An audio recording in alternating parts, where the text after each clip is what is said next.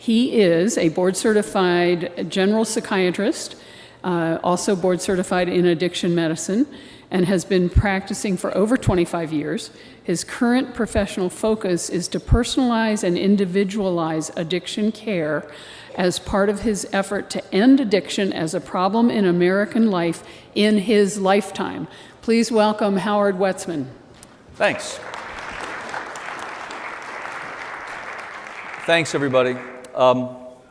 Thank you, Dawn, for asking me to do this. Thanks for everybody who put together this meeting in this wonderful place. This place was made for us, people like us. I don't know if you guys noticed the size of the numbers on the doors. So when you get to your room and you can't quite see straight, you still know it's your room. And the art on the wall, they've got this Harry Potter kind of moving art on the wall. That's for those of us who normally see the regular art moving, that we just feel normal. So this place is really, really good and comfortable for people like me, and I'm glad to be here with all of you. You'll probably notice that the title's not the same as in your book, in your syllabus, or whatever we have. The app, that's it. We have apps now. On the app. So that was separating the wheat from the chaff. And you know, wheat, chaff, these are one-syllable words. I got epiphenomena, 6 syllables. Okay, we're cooking now.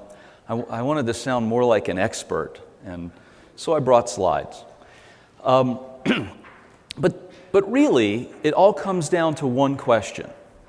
Whether it's separating the wheat from the chaff or separating the core phenomena of addiction from the epiphenomena of addiction, it's all really the same question. What the hell is wrong with us? Now, I know our families have been asking that for a long time, but it's really time for us as a profession. I mean, that's my profession, is addiction medicine. I know not all of you are practicing addiction medicine, but you could inform those people back home who do practice addiction medicine. We really need to address the core of what this thing is, because we have been addressing the outsides of it a lot. Right now, you know that we're in the middle of an opioid epidemic. This is our 3rd opioid epidemic in this country. In between those 3 opioid epidemics, we've had epidemics of alcohol, epidemics of amphetamines, epidemics of sedatives, epidemics of cannabis. We really haven't had all these epidemics. We haven't had serial drug crises.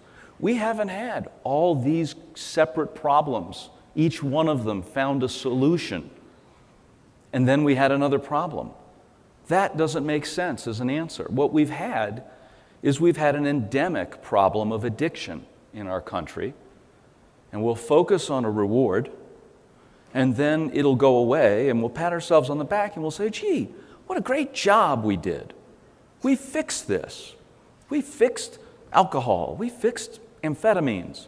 And then the next thing comes out, and the people who fixed the first thing say, oh, gee, we had it fixed, and if only those, bad Mexicans or Colombians or whoever it is outside who did this to us, if it was only them, if it wasn't for them, we'd have a great life. So for the last century in this country, over a century in this country, we've been focusing on outside people, blaming outsiders for our troubles, not looking at the core, not looking at what's wrong, and wondering why our life isn't getting better. Does that sound reminiscent of anything to you guys? So hopefully I'm talking to a group of people that would have guessed that that's not going to work. So go run for office so that you can be in charge of budgets. One thing I want to say, though, about this word phenomena. The word's very well used in the Big Book. In the Big Book, the word phenomena, phenomena, it was plural. The word phenomena is used, I think, just once. We're talking about, it's Silkworth talking about AA working and recovery working. And basically he says, to me this is phenomena. And the real use of that term is something I can see empirically that I really can't understand how it works. It's undeniably true, it's undeniably there. That means it's real, but I don't understand it. And that's actually a really good use of the word. And when we use that word, whether it's the core phenomena of something we're describing, or an epiphenomena that's just circling around that core phenomena and not part of the core issue, I think that's key, is that we understand that means we don't understand this thing. Now, it's been said there are 3 stages of science. The first is description, like, oh, look, a butterfly. The second is categorization, well, look, flies and butterflies are not the same thing, and flowers are a different category. And then there's understanding. Well, in addiction medicine today, we're not even in the same place. Some parts of the field are somewhere between description and categorization. And some parts of the field are between categorization and understanding. And until we get an addiction treatment field in this country that actually is in the understanding part of science, we're going to be having the same public health problem with addiction that we've had for greater than 100 years in this country, and we're going to go from serial drug crisis to serial drug crisis.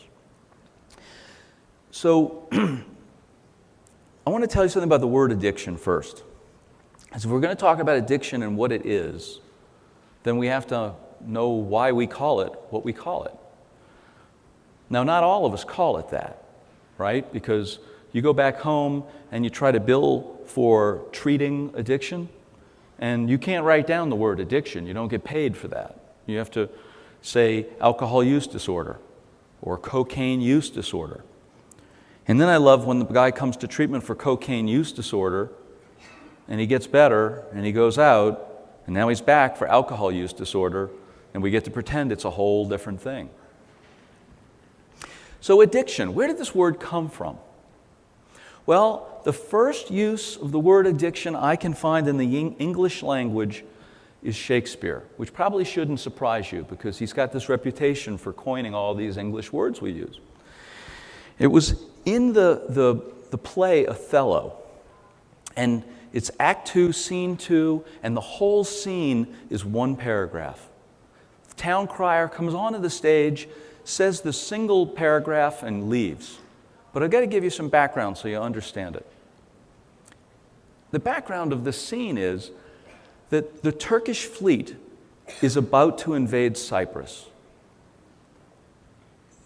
They're undefended. They don't know where their great general Othello is. Nobody can find him. He's at sea someplace. The Turks are going to invade. They're going to kill everybody. They're going to enslave everybody who's left. They're going to knock down every building. It's going to be devastation. Everybody's frightened out of their mind. And then, at the highest point of their fear, 3 things happen all at once. 1, word comes back that the Turkish fleet has been destroyed in a storm. 2, Othello shows up. And 3, he's getting married. So it's time to have a party. So Othello orders town criers out to all the towns on the island. Everybody go out and they say, "It is Othello's pleasure, our noble and valiant general, that upon certain tidings now arrived, importing the mere perdition of the Turkish fleet, every man put himself into triumph, some to dance, some to make bonfires, each man to what sport and revels his addiction leads him." I bet there's nobody in the room who was addicted to bonfires. Oh, 1, okay, 1. So, why didn't he just say, choose? Why didn't he just say, do what you like? He didn't. He could have. He had lots of words, and he had the ability to make up any word he didn't have. He's coined 5,000 words? More? Why did he use this word to describe what it was, this choice we make?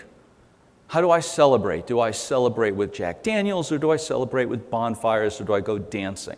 Why did he use this word? Well, he knew Latin. And in Roman law, there was a legal sentence. It's addicere, A-D-D-I-C-E-R-E. And if there's a Roman legal scholar in the room and I'm mispronouncing that, I apologize. This sentence was passed on somebody who owed somebody else money and couldn't pay.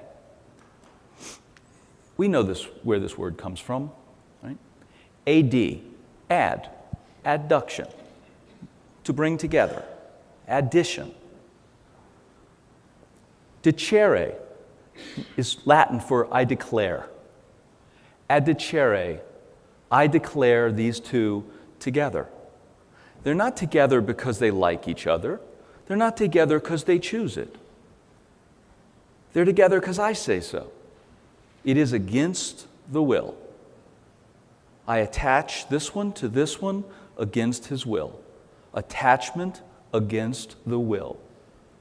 Can you imagine a better definition of your experience with addiction? Attachment against my will. It completely describes what I experienced. We use this word today. There's an attachment out for you. That we still have that legal word, and it comes from this origin.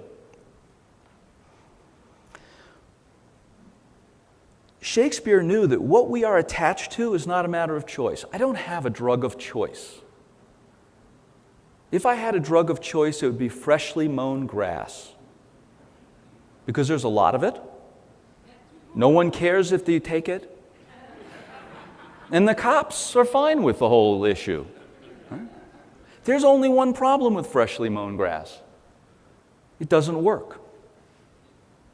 It doesn't do what I am attached to. And so I don't get an attachment to freshly mown grass. Don't know anyone who does. So what is it that brings about this attachment? Because it isn't a matter of my cortex. There was nobody on the island of Cyprus who said, I really would like to go dancing. But there was that Greek philosopher who said that bonfires are so much morally superior to dancing. I really do believe it would be politically better for society if I started a bonfire instead. Nobody thinks about that choice. That choice comes from our midbrain. It's below our cortex. So let's look at a later scholar. I know it's a few years between Shakespeare and Silkworth, but they both start with S, and so they have a lot in common. Silkworth said there were two big problems. One, there's a physical craving. If I take a drink, then something happens physically. Now, he didn't say, I take a drink, and I just really, really want another one. Or I take a drink and I say, that tasted so good, I really would like another taste of that. Or the enlightenment I've gotten from that drink has led me logically to conclude that the best thing for me would be another drink. That's not what happens. He said this is a physical craving. Something happens in our body beyond our control. Take a drink, you need another drink. He didn't know what caused this, but he could see it, and it was clear. And then he said, as bad as that is, that's not even the problem. Because all you got to do is not drink, and then you don't have craving. The real problem is this other thing, which he described as a mental obsession. Now, that description is problematic for us because it makes us use this word obsessed and obsession in the same sense as we'd use addiction. And as we're going to see in a little bit, the neurobiologies of obsession, or, OCD, obsessive compulsive disorder, and addiction are actually fairly opposite. And so when we confuse the terms, and then it's nobody's fault, his use of the term was very valid then. Unfortunately, in our modern lexicon, the Bible, the thing everybody gets paid for, all the psychiatrists have to learn, obsessive goes with a completely different thing now. And so this word kind of confuses us. But he said, this mental obsession, we're walking around and we're doing our normal lives, and then we see somebody taking a drink with complete impunity.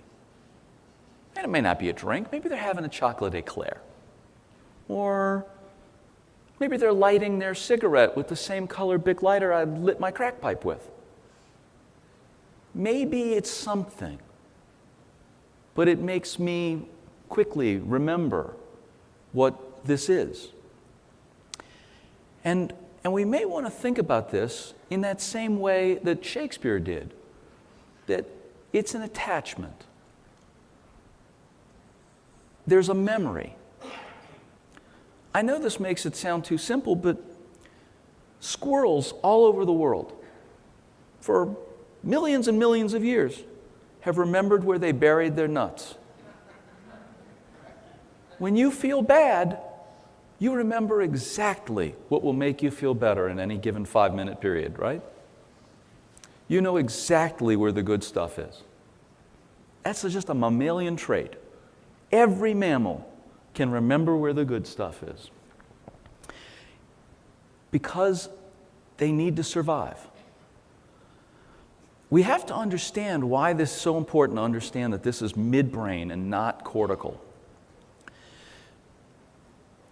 Every time I explain this to a patient, the first thing they say is, "Oh, that's where it is? Can we cut it out?" And no, we can't, because we all need it to survive.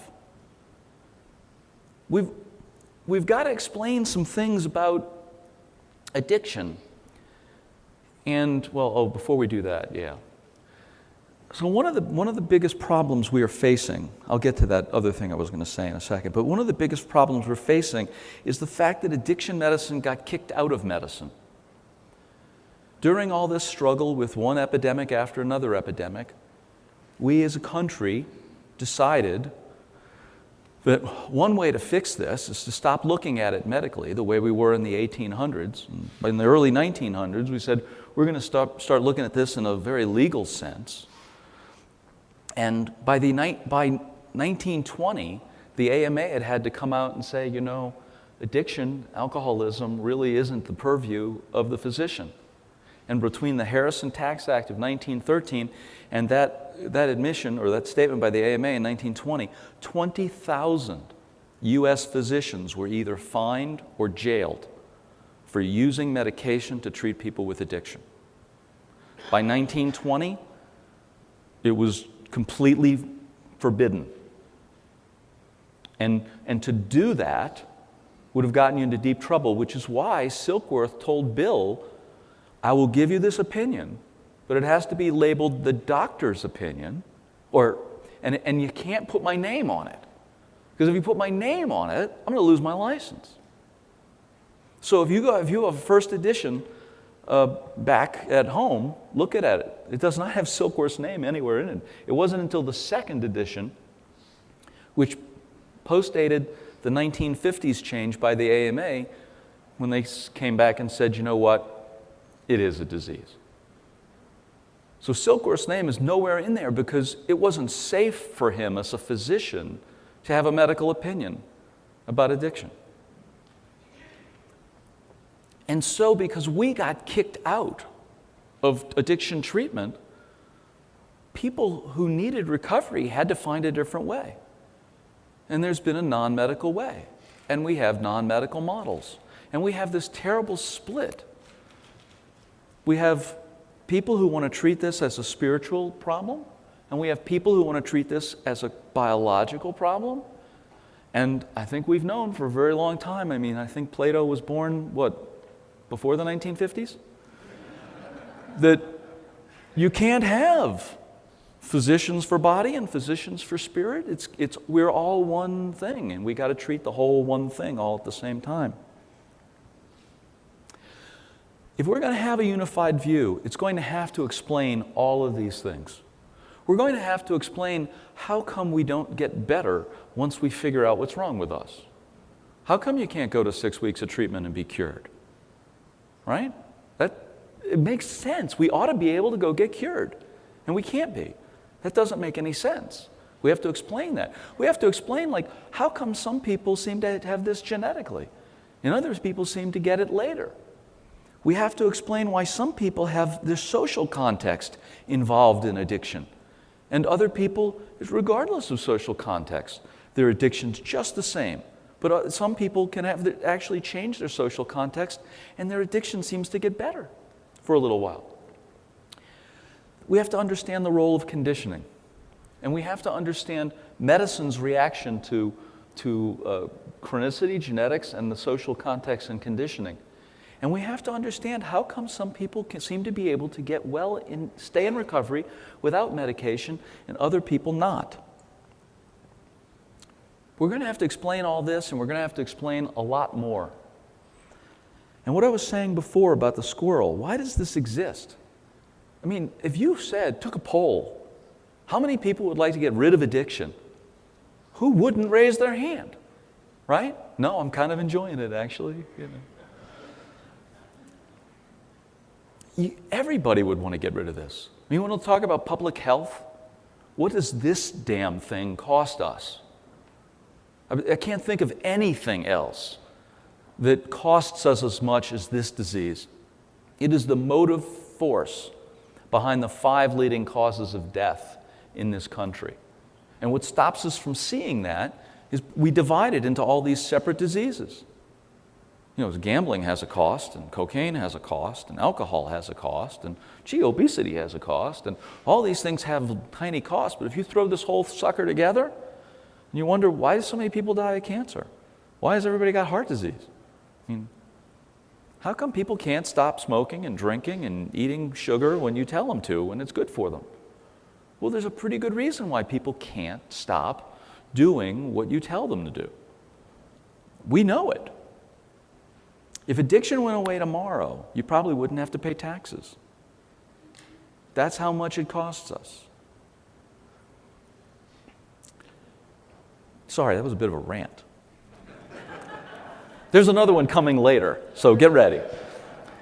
The real point of the neurobiology of addiction is survival. We can't get rid of this part of the brain. It's been keeping mammals alive for 100 million years. We have no shot without this midbrain that I'm going to tell you about. It's how we feel reward. It's how we remember anything, because you need this signal in the midbrain to signal salience, that this is important. Remember it. It's what attaches us to each other. This biology is why you can go sit in a meeting and feel love. This biology is why you have a favorite color, why you like your car, why you have a best friend. And without good function at the midbrain, those things just don't happen. Why we have the ability to enjoy normally rewarding activity is all because of this midbrain that I'm going to tell you about. And if it isn't working, you have this kind of a blah, gray, there's nothing here feeling, which is what Silkworth talked about. He said that there is a base state for people with addiction. Every one of his patients had this same base state.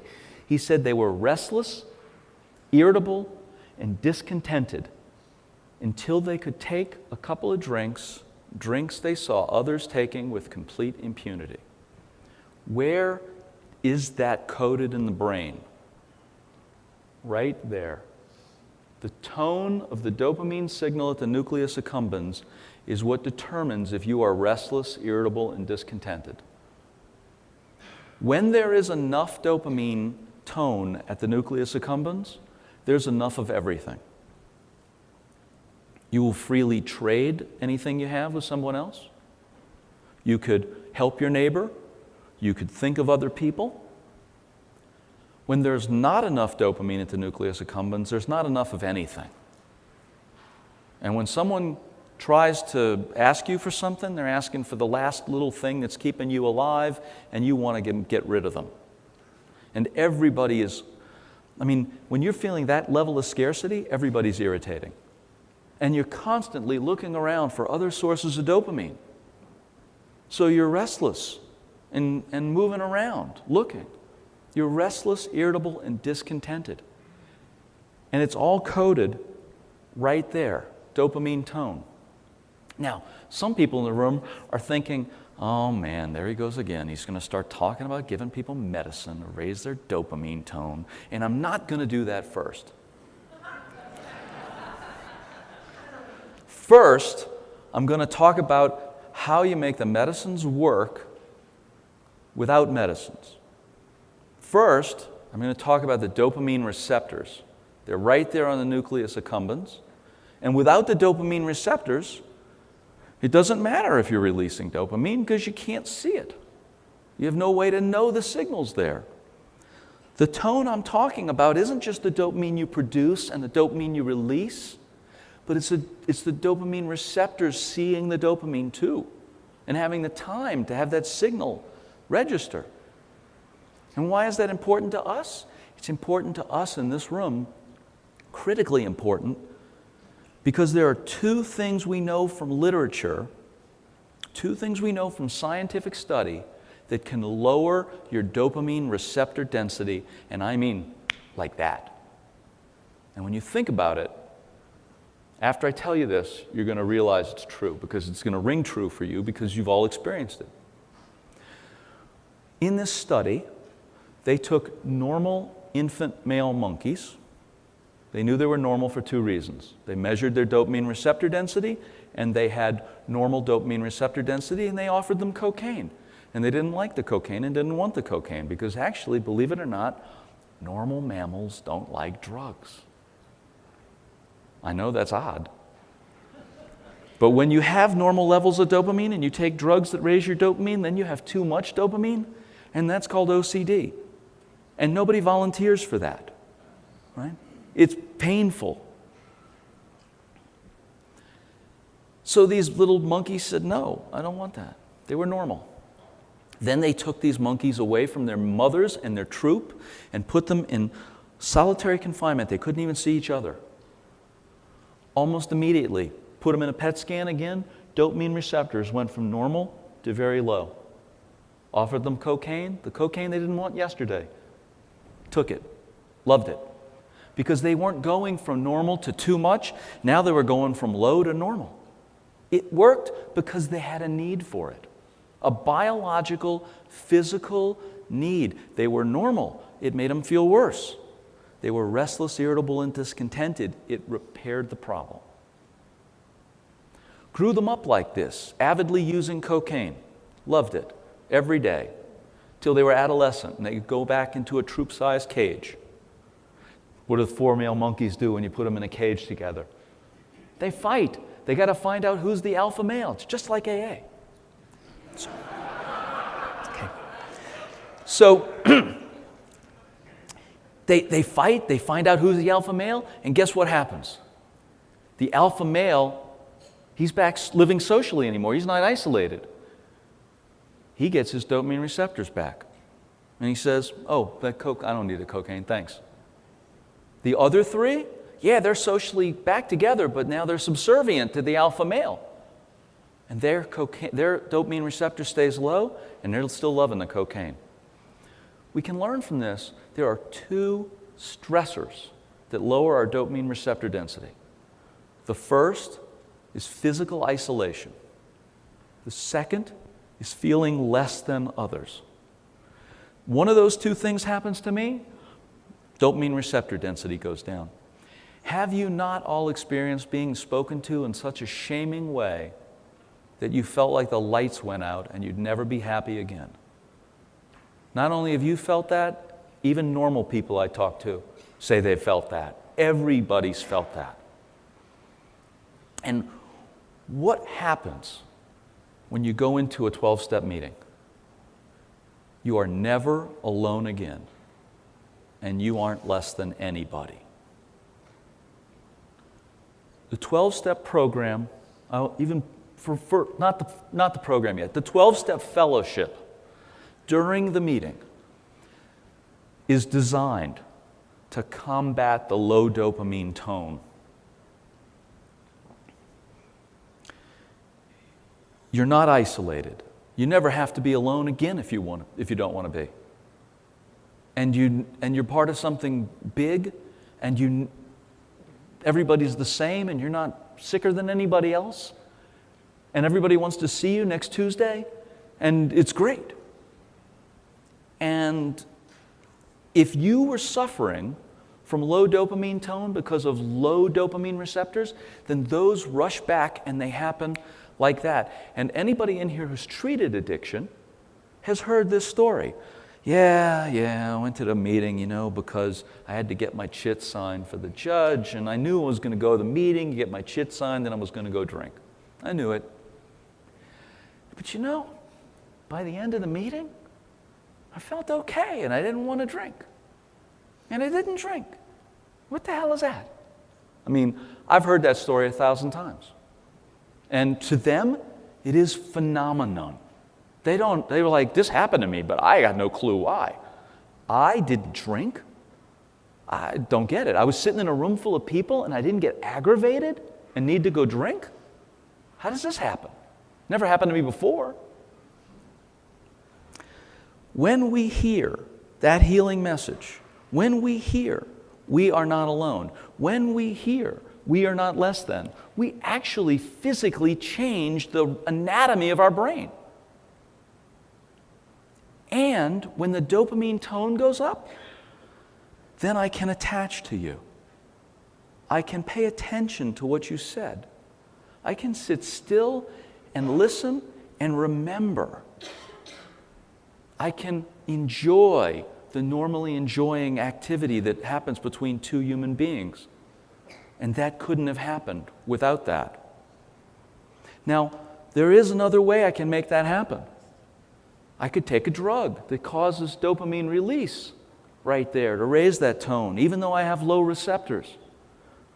Because the tone, if you think of it as like an equation, you have a dopamine tone is equal to the amount of dopamine you release times the number and function of the receptors times the time the dopamine is on the receptor. If you're missing one of those, or one of those is low, you have low dopamine tone. If one of those is low and I raise another one, I can return your dopamine tone temporarily back to normal. So if I've got low dopamine receptors and I take some cocaine, and now there's more dopamine there, there's more signal, and I can get more signal through the lower receptors for a little bit. But just a little bit. And you've probably all also talked to people who said before they got in the program, before they worked the steps, alcohol did for them what they could not do for themselves, right? We've all kind of seen that, the promises rewritten, that parody of the promises where, there's truth in that. That for people like us, drugs were a spiritual experience. We had low dopamine, and the first thing that happened to us that returned dopamine to normal. I'm not going to use a name, but somebody told my story the other day in one of the meetings. He said his first drink, he had felt restless, irritable, and discontent his entire life, and his first drink, and he finally felt normal and, in his own skin. For me, it was my first cigarette. And the moment of my first cigarette, I can still remember that. I know exactly where I was. I know who I was with. I know what it looked like. If I was an artist, I could draw you a picture. I could tell you the colors. And I could tell you that before that moment, or at that moment, I finally understood what "have a nice day" meant. It was clueless to me. People said that, and I didn't know what it meant. And I didn't know how normal people felt until that moment. That's because a lot of this is genetic. And so I have to actually kind of go onto that little bit of a rant, because after hearing Key, I have to take a changing everything in the second half of this thing and just going with a public health view. Because Dawn did tell you, my goal is to end addiction as a problem in America in my working lifetime. I'm not going to put anybody out of business. I don't want to get rid of AA. That's not the point. Because when you think about it, we could have addiction. We're not going to get rid of addiction. I want to get rid of addiction as a problem. Addiction's about this big as a problem. How we're mismanaging it is what makes it a problem. If we just said, hey, 10 to 20% of our population has this illness, it's called addiction, what do we do about it? Socially, medically, psychologically, what do we do? There's almost nothing we're doing today that we'd still be doing if we looked at the actual neurobiology of the disease. I mean, think about it. A thing that gets worse when you make people feel less than and isolate them, and what do? Put them in a cage, right? And then wonder why they're worse when they get out? Well, we shame people and expect them to change? How can he change? His craving's worse. I just shamed him. So, what we could do as doctors is we could quickly look that inside the ventral tegmental area, we make dopamine. And to make dopamine, we actually require a chemical called L-methylfolate. It's not folic acid. It's what your brain turns folic acid into. And the thing that does that, turning folate into L-methylfolate, is a enzyme. And you have to know this name. I'm kidding, you don't have to know this name. It's methylene tetrahydrofolate reductase. You don't have to know the name. But the abbreviation is MTHFR. You should write that down, MTHFR, and look at that word.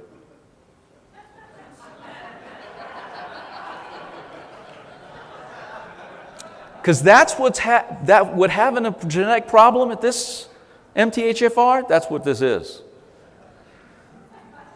But the good news is we could give people L-methylfolate. They don't have to make their own. We could give them L-methylfolate. At our treatment center, and by the way, about 25% of the population has genetic problems with MTHFR. In our treatment center, when we went and we paid for genetic testing for everybody because they wouldn't pay for it themselves. We did over 1,200 genetic tests. 80% of the people who came for treatment had a genetic problem with MTHFR. So it's 25% of the general population, 80% of people with addiction coming for treatment. So this is probably low-hanging fruit for us. And it's treatable by giving L-methylfolate, which is essentially a water-soluble B vitamin. And how many treatment programs do it or know about it or think about it? I told somebody in New Orleans, I could probably empty the prison in New Orleans with this. You know what the answer was? Why would we want to empty the prison? We make money off the prison, right? So we got to kind of change how we're thinking about that. So that's one thing we could do medically. That would take care of a lot of things. But you know, another thing we focus on as a field, how many people in here have heard the term MAT or M-A-T? You raise your hand? Just about everybody. How many people have heard a kind of a debate on MAT versus no MAT, right? We're all arguing about MAT, no MAT, which is better, which is worse. It's not even the right debate. The right debate isn't what treatment is good for this disease. The right question we should be asking is, what does this patient need at this moment, followed by what other thing for how long? If I had an illness and I went to a doctor And a doctor said, you know what, some study of 1,000 people said 70% get better with this thing and 20% get better with this thing, and well, the odds are you're in the 70% chance, so we'll give you treatment A. And that's happened to me. It's happened to all of you. That's not good care, but that's our system. That's not even addiction medicine. That's just medicine in America today, right? I don't want that. I want to know what I need, not what 100 other people needed. I want my doctor to know me. And we can do that for addiction people. We could build addiction medicine into that. But what we're doing right now is we're arguing about MAT versus no MAT, not about what the patient needs. We're arguing about ideology, not about patient care. And that's another mini rant. But here's when people say MAT, what they're always talking about is opioids. When I talk about medicines for addiction, I don't mean opioids. Because I can change your dopamine release by stopping or impeding the overfunction of a monoamine oxidase enzyme that when your dopamine is retaken back up by the cell, it can get chewed up by monoamine oxidase B before it's packaged, and you'll have low dopamine release. And if you have a genetic monoamine oxidase B enzyme that runs overtime, I can slow it down with a medicine so that your dopamine can go up. Or maybe you have a reuptake pump right here that works overtime, and I could slow it down by giving you bupropion or Wellbutrin. Or maybe you have a nicotine receptor right here that has a mutation in it, and your normal acetylcholine doesn't release dopamine. But boy, if you took nicotine, it does. And if you take Chantix, which is a partial agonist at that, it will. And then, of course, the thing everybody thought I was going to talk about, buprenorphine. See, Mel, I said the word. Okay. And I'm not even wearing my suit. So right here, there's an opioid receptor. And if that has a mutation and you can't see your own endorphin, but heroin works great, we could give a partial agonist there. But I got to tell you, everybody's arguing about buprenorphine versus no buprenorphine. Meanwhile, what I was doing was helping getting people off of buprenorphine by getting them the specific agent they need. Because the truth is, if you come for treatment with low dopamine tone at the midbrain and you have addiction and you feel better when you use opioids, you feel better when you use any releaser. And if I give you buprenorphine, you're going to feel better. And if you needed the monoamine oxidase inhibitor and I give you buprenorphine, you'll feel better. If you needed Deplin or the L-methylfolate and I give you buprenorphine, you'll feel better. And so what we did was, we put people on buprenorphine for withdrawal, and some of them stayed on for maintenance. But what we also did was we looked for what was wrong with them in the first place and tried to fix that and get them off of because who wants to be on a controlled substance? Your life is not as good a quality when you have to run through all the government's hoops. It's much easier to be on a vitamin than it is to be on buprenorphine. Right? So one last thing, and then I'm done ranting. Everyone in here, whether you treat addiction medicine or not, well, not all of you are from here, but if you're from here, you can vote, okay? You have to talk to people when you go home. You've got to tell people what addiction is. I know you guys all know it, and I know your home groups all know it, but that's preaching to the choir. 10 to 20% of this country has addiction. And when I don't mean drug abuse, I mean addiction. They've got this disease where there's low dopamine here, and the next thing that comes along that raises dopamine gives them an attachment that's beyond their will, and they can't control it. And it doesn't matter if it's gambling, chocolate eclairs, or cocaine. It's the same thing.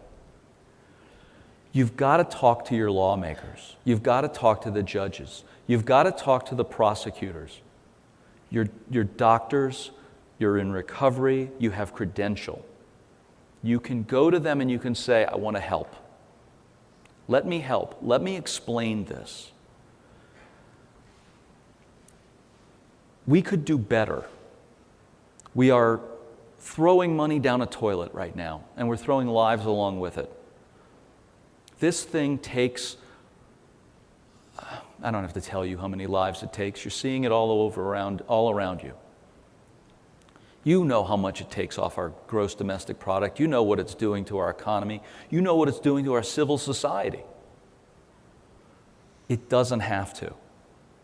You can tell people the truth when you go home. Tell truth to power. Go talk to judges. Tell them there's a better way. Tell them you're willing to help. The 12th step isn't just about helping people with addiction. It's about being useful and helping people. Right? This is another place. So if I've managed to tell you anything today that was of use to you, if I told you anything you didn't know before, please return the favor by going and telling somebody else, preferably somebody who can do something about it. And if not, if you don't know anybody, tell your neighbor, because maybe he knows. And that's really enough for me today. Thanks very much.